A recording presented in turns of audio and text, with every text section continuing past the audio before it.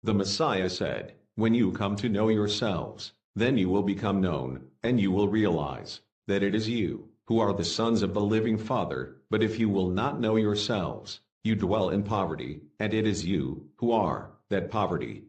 Okay, may tanong po dito sa ah, tanong ko po, Priest Noel, sa reference po kanina sa Hebrew chapter 12 verse 2, nabanggit daw po ang cross. At doon ang mga kasalanan ipako.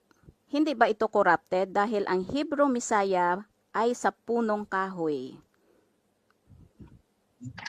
Yung cross daw po instead na punong kahoy, corrupted ba daw po yun? Priest Noel?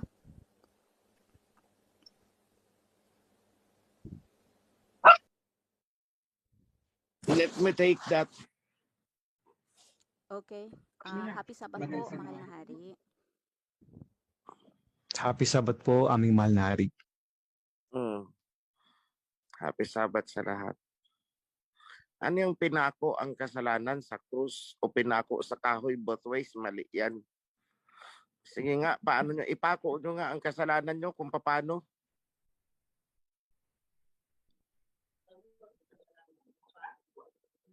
Bigyan ko kayo ng martilyo at pako. Subukan nyong ipako doon kung ang kasalanan nyo. Gawa tayo ng krus o gawa tayo ng kahoy at sabihin ko sa inyo, sige, yung kasalanan mo, ipako mo dyan. Sige, tingnan natin kung paano mo gagawin.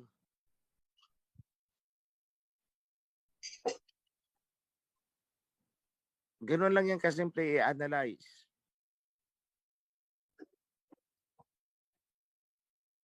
It's immaterial kung cross o kahoy.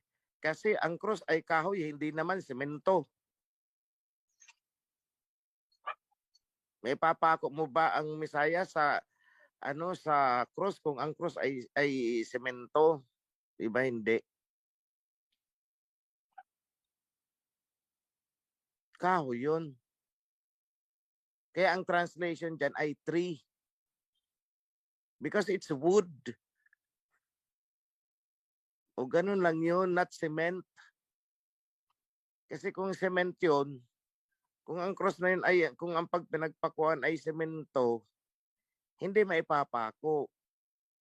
Tapos pangalawang tanong ko nga, paano mo nga ipapako ang kasalanan mo? Bigyan kita ng martilyo at pako. O sige, ipako mo na dyan ang kasalanan. Paano gagawin yon? Ngayon, cross po talaga, dahil ang cross na yan is the mark of the beast. Bahagi yan, di ba napanood ninyo ang mark of the beast? Yung X, then yung S na yung symbol ng serpent, and yung parang maliit na letter S. Panoorin nyo yon para malaman nyo kung cross ba talaga o hindi. Ang mark of the beast, yun ang nagpapatunay na cross talaga ang ginamit.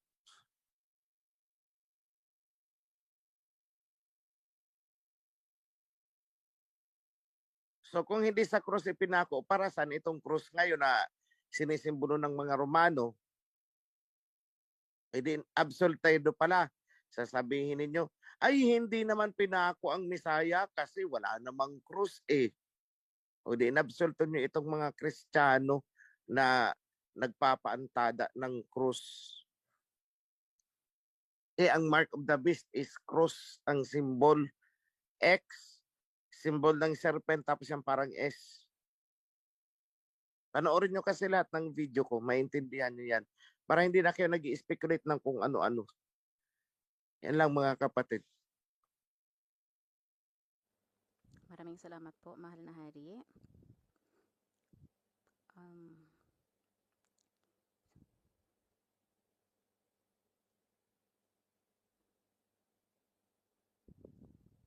May katanungan dito. May tanong po dito. Tanong ko lang po na ang heavenly kingdom ay dito sa mundong ito. Ibig ba sabihin ng impyerno ay dito rin sa mundong ito?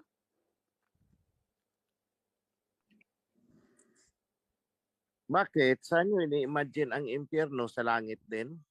Sa outer space? Saan nyo ini-imagine ang impyerno? Doon sa planet Mars? Sa planet Venus?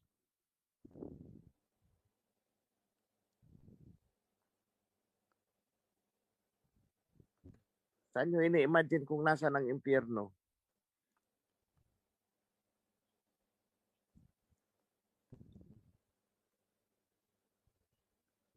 Sa Venus, sa Mars, sa Pluto, sa Jupiter? Doon nyo ba ini-imagine na doon ang impyerno?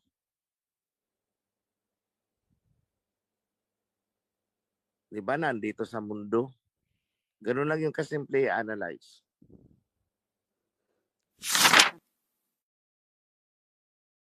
Katanungan ko po kasi itong ito pong pillar of clouds at pillar of fire po sa panahon ng inilabas po ang Israelites sa Egypt.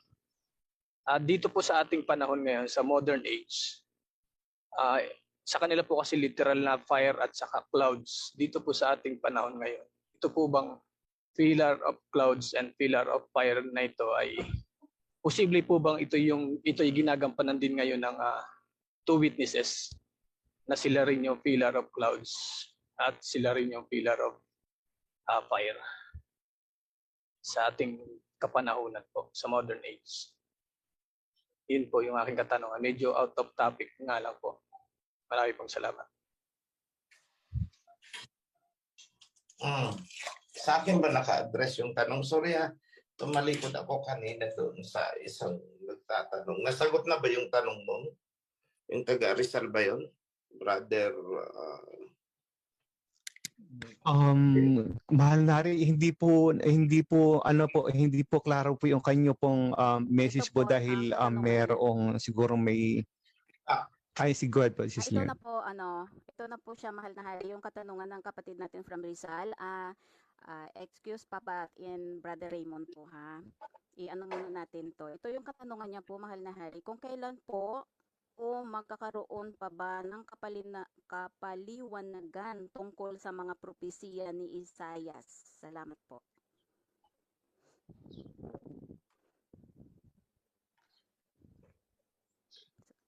Kapatid from Rizal. Okay. Yung mga prophecy ni Prophet Isaiah is complementary yan sa Book of Revelation. Pero hati ang fulfillment ng mga sinabi ni Prophet Isaiah. May mga na-fulfill, may mga natapos nang na-fulfill. Kahit sa kapanahonan ng Messiah, kagaya ng prophecy ni Prophet Isaiah tungkol sa Messiah, fulfilled na yon. May mga prophecy si Isaiah na hindi pa napo-fulfill at unfolding pa lang.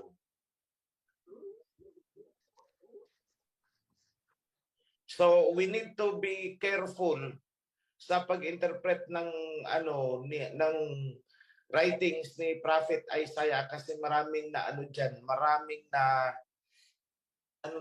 natamper. Maraming natamper diyan. So ang time frame mahirap natin ma-distinguish. Nangyari na ba ito o hindi pa? Kagaya ng writings ni Prophet Daniel, may mga mangyayari na, may mangyayari pa lang. Akala natin ang mga prophecy ni Prophet Daniel natupad na. Kasi noon mas nauna yun eh. Hindi eh. Actually, ang katuparan ng ni Daniel is sa Book of Revelation. So hindi pa pala.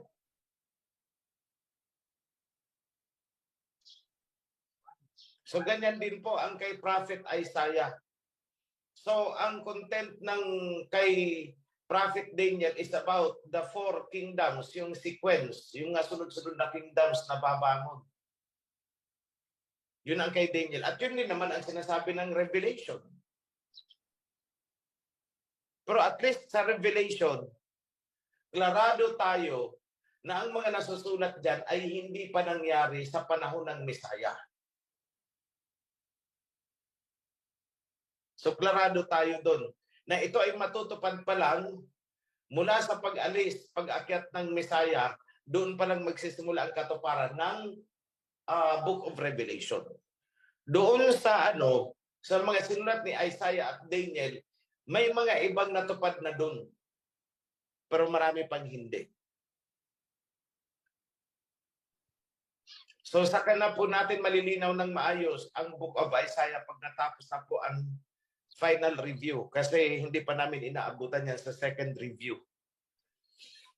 May second review and third review. Right now, nasa Book of Job kami.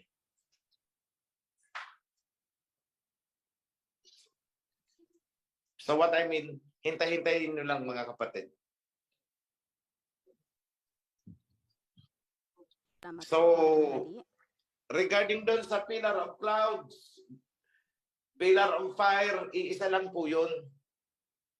Ang pillar of cloud ay ang pillar of fire. Ang pillar of fire is the pillar of cloud.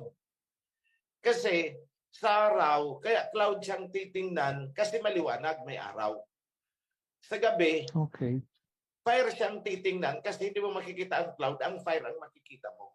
So isa one and the same yun. At walang kinalaman yun, hindi natin pwedeng i-equate dito sa two witnesses.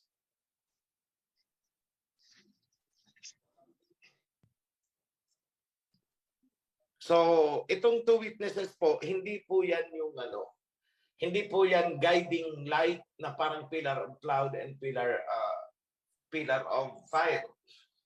They are not acting that way. Iba ang behavior nila, iba ang purpose nila. Iba ang pinaggamitan sa kanila. And they themselves don't know na ginagamit sila. Hindi nila alam. They have no knowledge. Yan lang po. Okay, wala na pong naka-raise hand, wala ring question. Last na question, medyo out of topic. Curious lang po siya, last na po ito. Tanong ko lang po, out of curiosity, kapag nagkoronahan na po ba ang mahal na hari, ano pong mangyari sa mga nagpapanggap na hari daw po sila?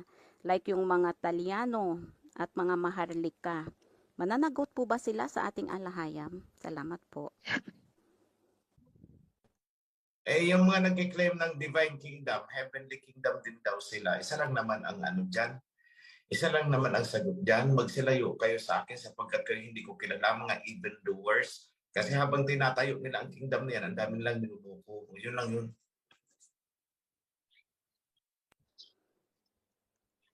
Maraming salamat po, mahal na hari.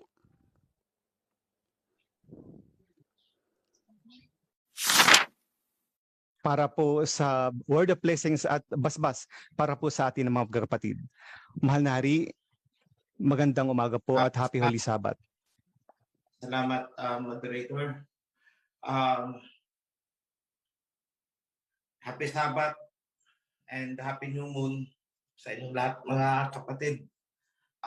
I'd like to apologize na hindi ko kayo nasamahan mula sa simula ng Zoom.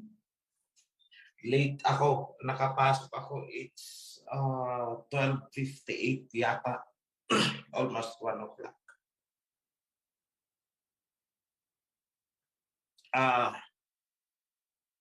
Pagpasensyahan nyo na kasi sa revision namin, pinakancel ko yung sessions because we are having difficulty.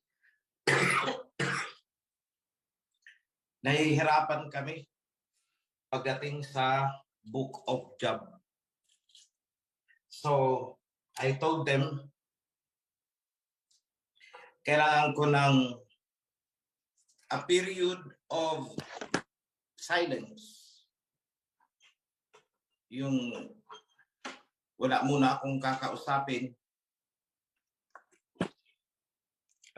Just to be alone, mapag-isa.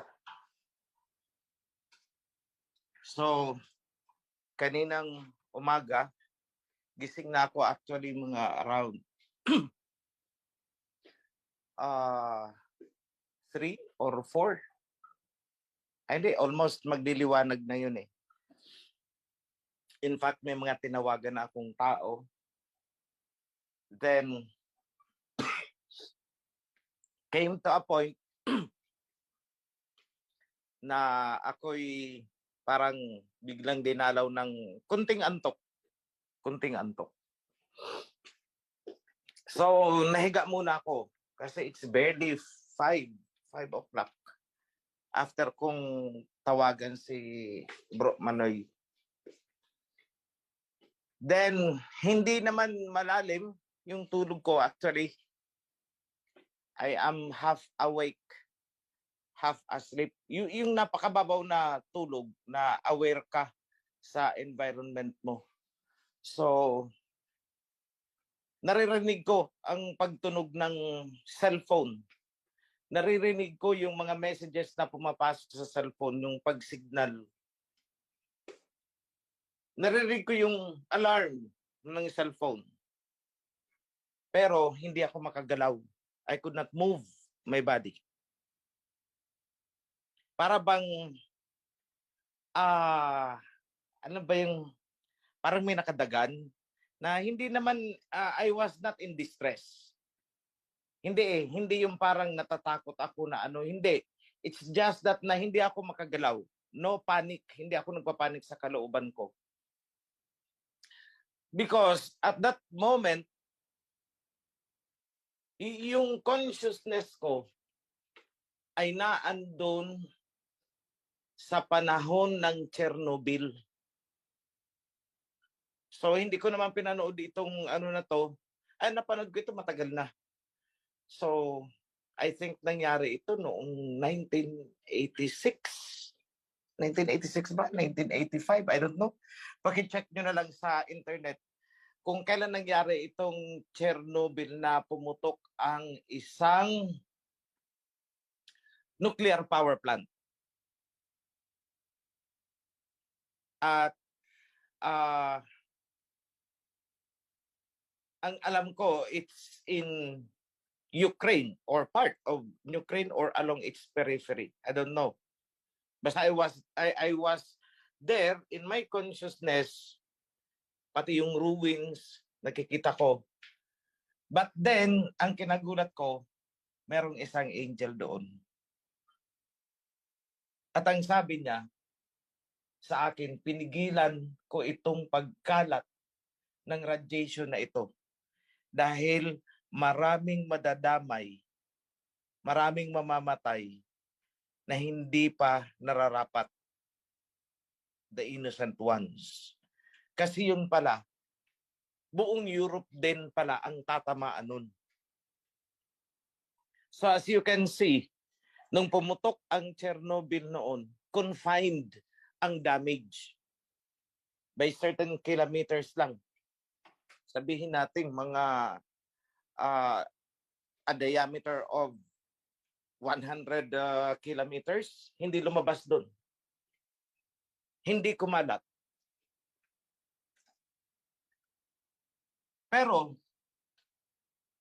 itong nangyayari ngayon sa Ukraine, kung saan naiipit ang nuclear power plant, 6 na nuclear power plant ito na nanganganib, pag tinamaan ito ng palitan ng mga missiles, buong Europe, at hindi lang Europe,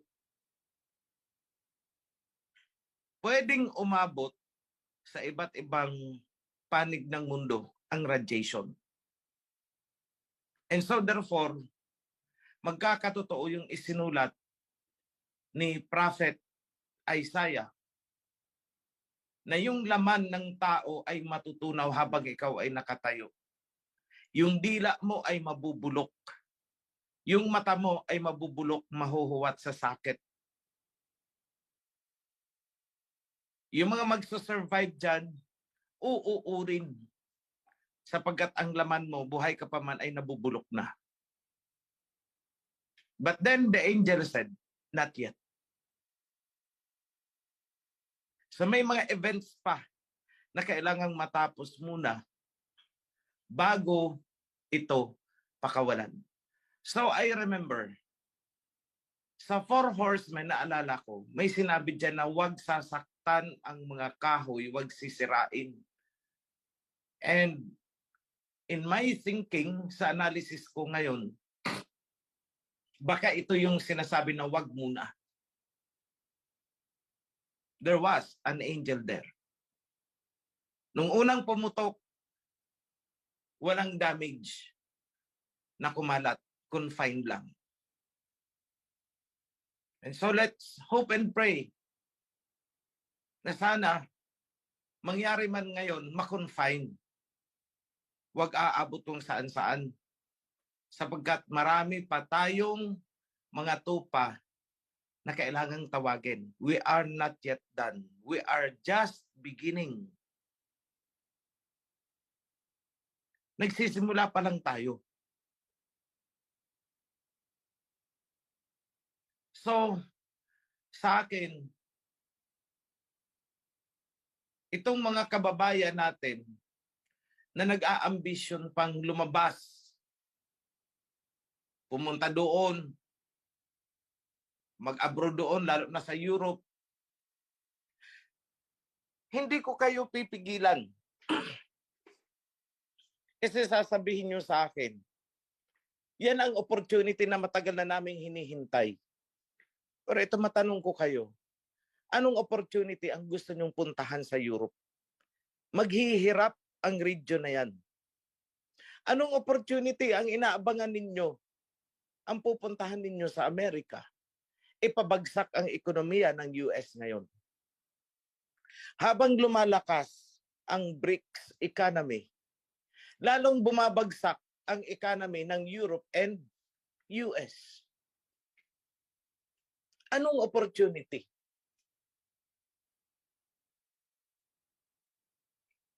Yan na muna ang tanong ko sa inyo. Ayoko kasing magbigay ng payo. Nakalaunan ay sa COEC kasi pinigilan kami. Gusto kong kayo ang mag-isip. Anong opportunity ang meron doon? Na gusto nyong habulin. Let me ask you one question. Kayong mga nag-iisip pa rin mag-abroad, pumunta doon sa Europe, Middle East, medyo okay patuloy sa akin ang Middle East. Pero magulo na rin, magkakagulo ang Middle East. Kasi Putin, Russia, is already expressly hayagan ang pagbigay niya ngayon ng suporta sa Palestine. At isa lang ang purpose nila, labanan itong Israel. Which is sinabi ko na yan noon, no stone will remain on top of another stone. So ginagamit na talaga ngayon, Palestine, Iran, Russia, ito ang major players upang mabawi ang bahaging yan ng Shemite territory. At kung tatanungin nyo sila, bakit yung ginagawa yan? We don't know. We just feel na dapat namin gawin ito. For security, yun lang ang sasabihin nila. Kasi threat ito, yun lang. Pero kung paano sila nagkaisa, anong diwa ang nagbigkis sa kanila, hindi nila masabi that it is the divine spirit ni King Yahweh na nagpapakilo sa kanila noon. Bakit? Kung hindi yan, sana matagal na nilang ginagawa noon. Bakit ngayon lang? Bakit ngayon lang?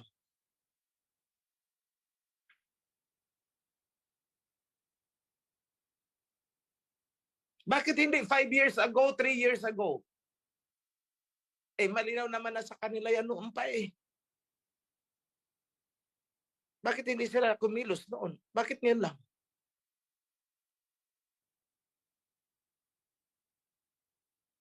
So again, the answer is, hindi mangyayari ang isang bagay na hindi pa napapanahon. At ang nagdadala ng mga tiyempo ng lahat ng ito ay walang iba kundi si King Yahushua. Bakit hindi hinayaan noon? Kasi hindi pa nakakabangon ang kingdom natin. That's the only reason.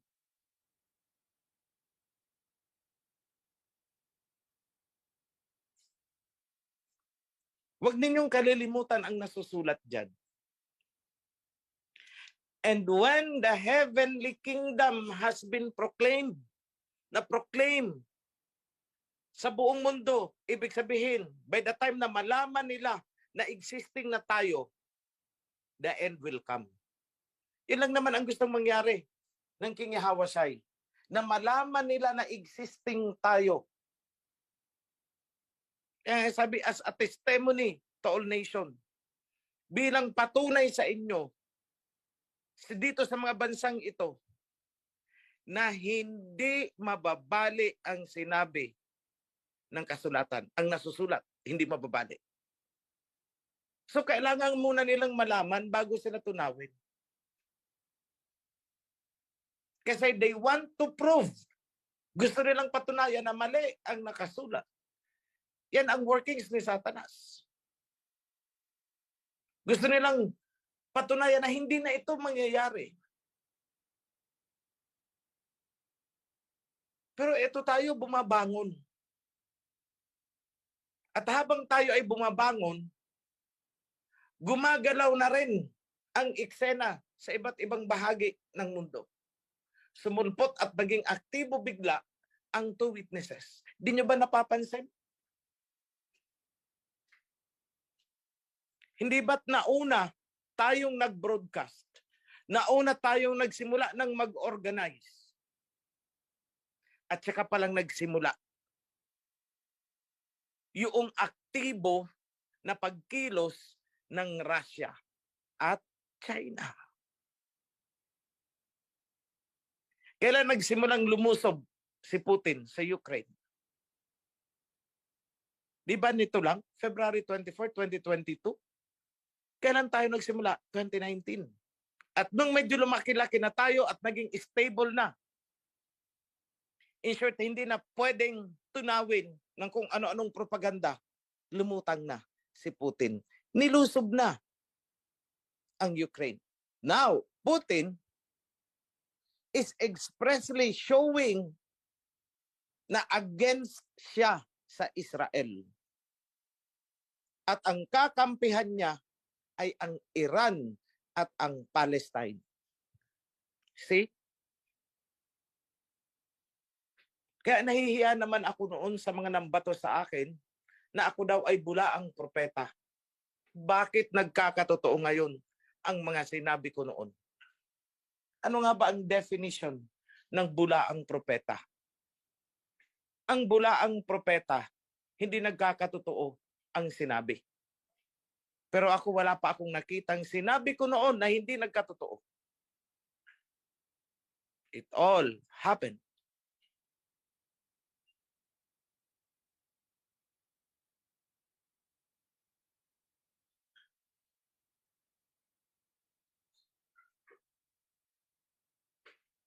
So sa akin lang mga kapatid,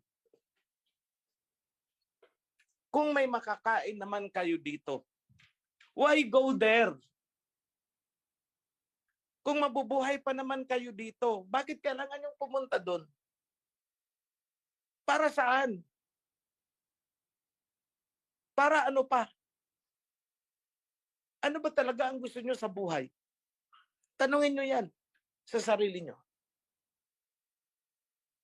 Pag-aaral ng mga anak, huwag nyo nang ambisyonin yung makaaral sa exclusive na ganito, sa ganito, ganito. Maraming government institution. Marami naman akong nakitang nagtinda-tinda lang ng gulay na patapos sa kolehiyo ang mga anak.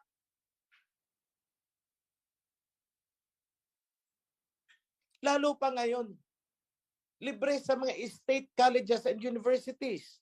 Not unless inaambisyon ninyo na mapag-aral ko ito sa pribado. That is a human concern.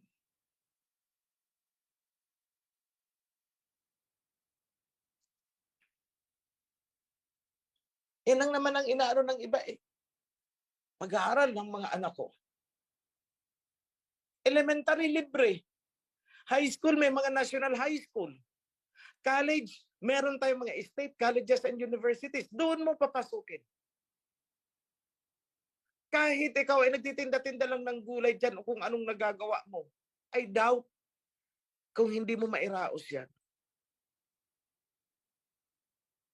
Ngunit ang nagtutulak sa atin para umalis at pumunta doon. Kasi gusto ko makapagpatayo ng Toy Stories na bahay. Kasi gusto ko yung anak ko makapag-aral sa ganitong eskwelahan na prestihiyoso.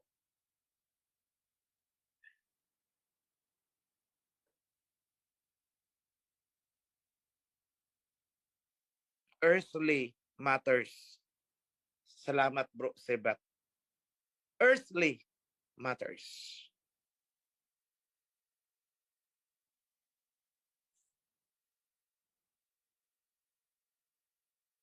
Habang ikaw ay nasa abroad, paano kung umabot na tayo doon sa time na yung required population natin ay naabot na ng salita? Nagising na't natawag na, although hindi natin alam kasi hindi tayo makontak. Pero inabot na sila. Nag-baptism na rin sila, although hindi makapag-ugnayan sa atin for whatever reason. At biglang pinakawalan ng anghel, sige, distraction na tayo. We are done. What will happen to you there?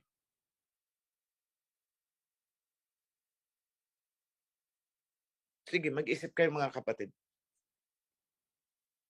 Again, dito sa kingdom, hindi ko kayo sasaklawan sa mga decision makings na ganyan. Sa inyong sarili, alam na ninyo yung totoo. Sinabi ko na ang mga susunod na mangyayari. At nakikita nyong unti-unting nangyayari. Nasa sa inyo kung ayaw nyo kong paniwalaan.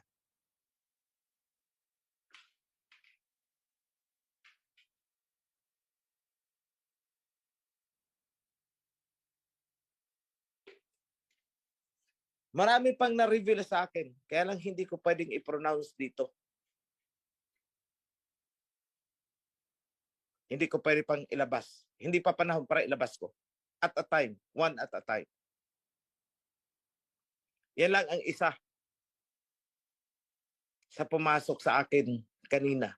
Hindi nga ako makapaniwala kasi expectedly this should happen madaling araw, around 3 o'clock.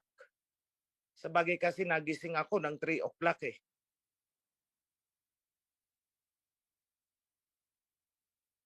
So it could not.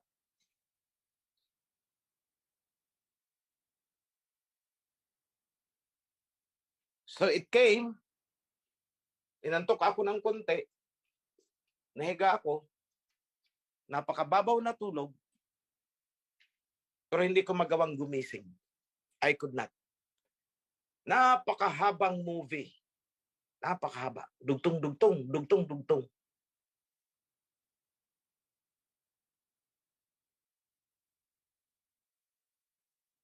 Kaya lang, naputol. Because I need really to get up for the Sabbath. Kahit sabi ko maabutan ko man lang kahit kunting oras. And I was released. Nanunuyo pa ang lalamunan ko kanina nung sinagot ko yung unang question. Nakahiga pa ako. I haven't drunk water.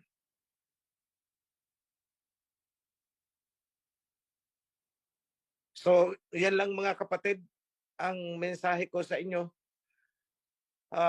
Hangad ko na ipagpatuloy ninyo ang pagkakaisa. Iisang direksyon lang tayo. Huwag makikinig dyan sa mga may sariling agenda. Yung iba nagtatayo ng mga organisasyon nila. Alam yan ni Priest Leon. Kasi nung na-tsempohan niya yung isa na leader, ang sabi is, follower kami ni OHC. Eh ano pang ipa-follow nila sa akin? Eh hindi na ako naglalabas sa YouTube. Anong ipa-follow nila? So they are lost.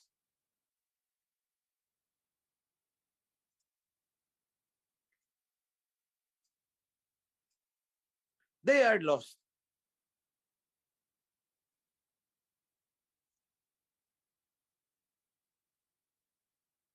Marami sa kanila may kakayahan naman. Pero ayaw sumuporta sa atin. Bakit? Gusto nilang magtayo ng sarili nilang kingdom. That will not happen. Hindi yan mangyayari. So yung nagtanong sa akin kanina, hindi po yan mangyayari. May crown king sila, pero walang follower.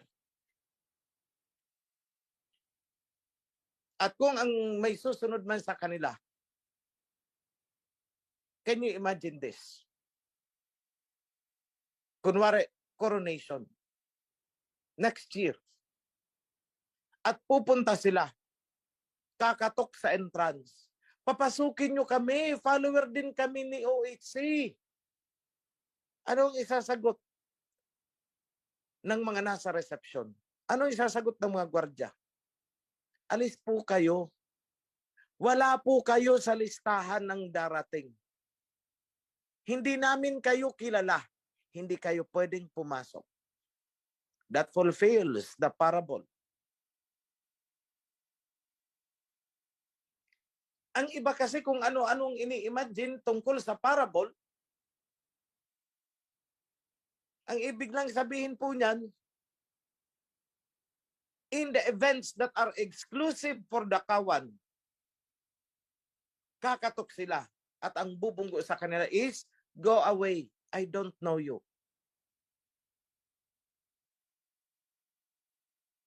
And that will be my instruction sa mga receptionist. Isang linya lang. Pasensya na po. Hindi namin kayo kilala. That's it. Hindi kayo pwedeng pumasok. Hindi namin kayo kilala. So I want the list ng kawan updated regularly. Pag may nagkora, alisin agad-agad. Para updated ang roster natin. For whatever purpose, anytime na magsagawa tayo ng mga biglaang event, kung sinong nasa listahan, yun lang ang papasok. The rest, magsilayo kayo, di namin kayo kilala. That is how exclusive we will be. At yan din ang i-describe ng ilang parables dyan. Napakarami niyan, hindi lang isa.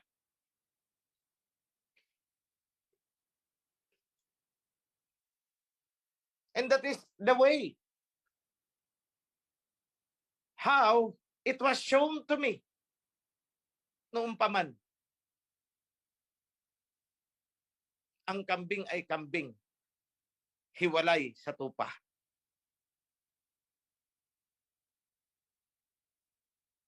Ang tupa ay tupa, ang kambing ay kambing. Hindi yan pwedeng paghaluin. Kahit pa ang asawa niyan ay kasamahan natin dito. Go away. May sarili kayong mundo. Hindi namin kayo kilala. Hindi namin kayo kaisa. We could not admit you.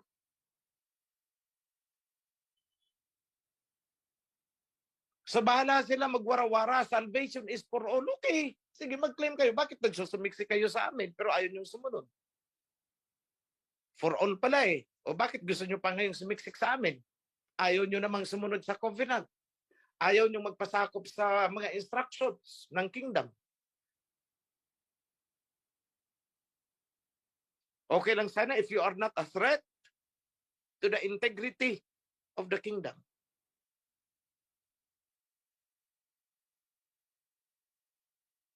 So, I am calling for unity, solidarity, determination.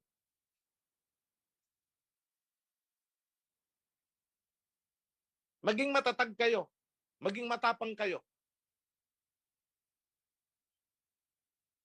Be fierce like a lion, but be gentle as a lamb.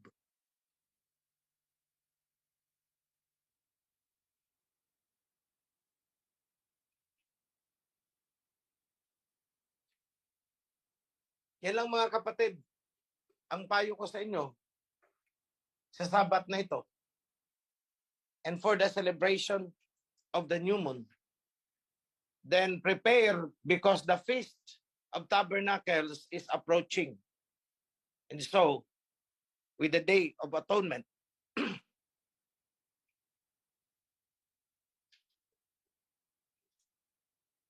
unti-unti nyo nang ihanda ang inyong mga sarili for the upcoming feasts. And I hope everyone can make it. Sa mga panahon na yan, malayo man kayo, iisang diwa tayo. So, para na rin lang magkakasama tayo kahit hiwa-hiwalay. Because we are under one spirit of the covenant. Those separated by geographical location. So let me give you now the blessing.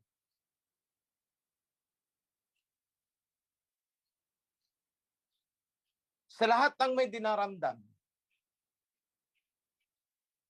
may mga sakit,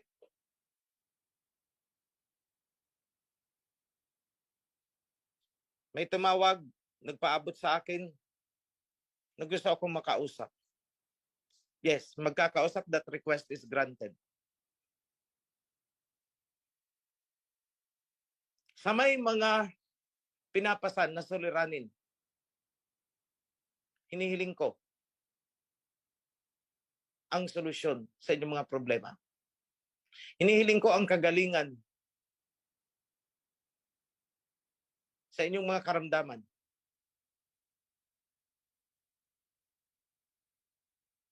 Pinapaabot ko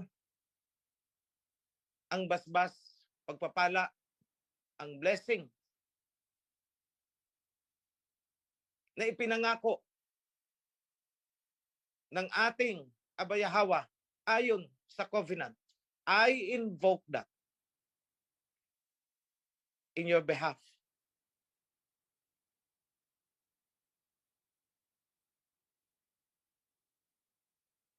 Let it happen.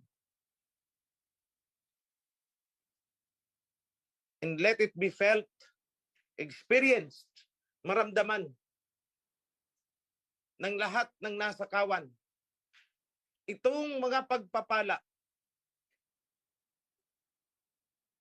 na ipinangako noong ibinigay ang covenant kay Moses.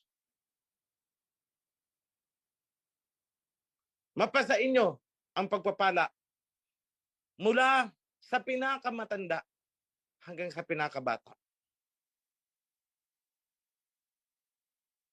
From the greatest to the least. From the wealthiest to the poorest in the kawan.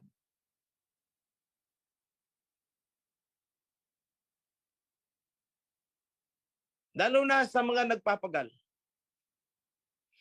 Andiyan ang mga volunteers, Joshua, day and night, nagtatrabaho, mga heralds, the priesthood, the treasurers, mga CC, ACC, health workers, social workers, mga construction workers natin. At sa lahat-lahat,